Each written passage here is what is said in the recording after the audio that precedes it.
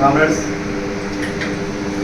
Kharif season రైతులు ఏదైతే పంటల కోసం వేచి చూస్తున్నారో సీజన్ స్టార్ట్ అవుతుంది.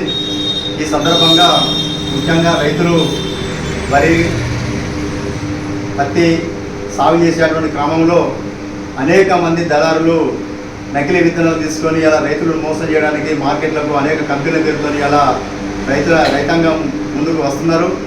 ఆ యొక్క ఏదైతే పత్తి విత్తనాలు ఉన్నాయో కల్తీ విత్తనాలను వాటిని అరికట్టాలని అఖిల భారత రైతుల సంఘం డిమాండ్ చేస్తూ ఉంది.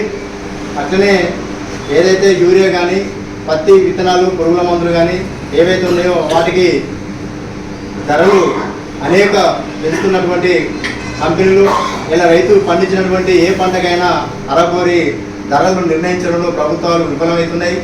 ఈ యొక్క పత్తి సీజన్ స్టార్ట్ అవుతుంది కనుక సాగు చేసేటువంటి రైతులు ఎవరైతే ఉన్నారో నకిలీ విత్తనాలతో మోసపోకుండా కంపెనీలను అరికట్టాలని అఖిల భారత రైతుల సంఘం మేము డిమాండ్ చేస్తాము.